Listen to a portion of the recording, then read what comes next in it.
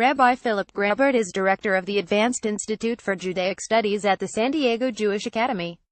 The views and opinions expressed in this article are the author's own and do not necessarily reflect those of the forward. Getty Images. Many American Jews face two yarzates in the coming weeks, two memories of existential loss. The first comes November 8, when will mark the first anniversary of the election of President Donald Trump. For many of us, this wasn't just the loss of a preferred candidate. It was the death of a certain reassuring narrative, the idea that America really is different, that minorities and strangers are genuinely embraced, that the words carved into the base of the Statue of Liberty represent an authentic and essential American ethos. The candidate who explicitly appealed to a kind of white, ethnic nationalism won the election. That killed our story of the American dream. We're still saying Kaddish. The other yarzate comes just a few days later. It's for Leonard Cohen, probably the greatest North American Jewish poet of the 20th and 21st centuries, whose later work became more explicitly Jewish, and even more astonishingly stark, startling, and beautiful.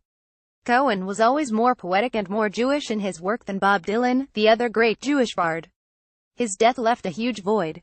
Both Kaddishes came together in a weirdly spellbinding moment, when Kate McKinnon of Saturday Night Live, still playing Hillary Clinton, sang Cohen's Hallelujah 4 days after the election.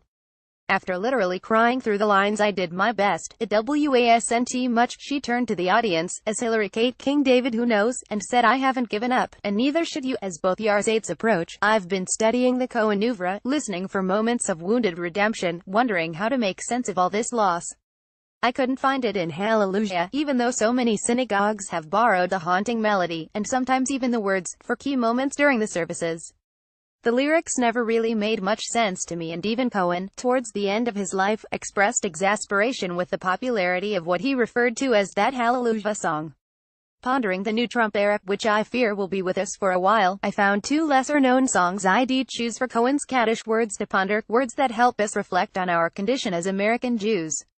The first is a masterpiece from his last album called You Want It Darker. The chorus, sung by a classically trained Chaz and accompanied by his men's choir, consists of the words "You want it darker, Haneni, Haneni, I'm ready, my lord." The song is obviously about death. The aging Cohen chants out his readiness to meet the final darkness.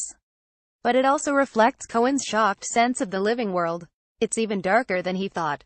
They're lining up the prisoners and the guards are taking aim. You want it darker. The singer is expressing astonishment that God might allow even more suffering, more sin, more punishment. But his response isn't escape or despair. It's Haneni. I am ready. He's urging us from the grave to wake up to the dark moment, and pronounce our readiness to work, to sing, to resist.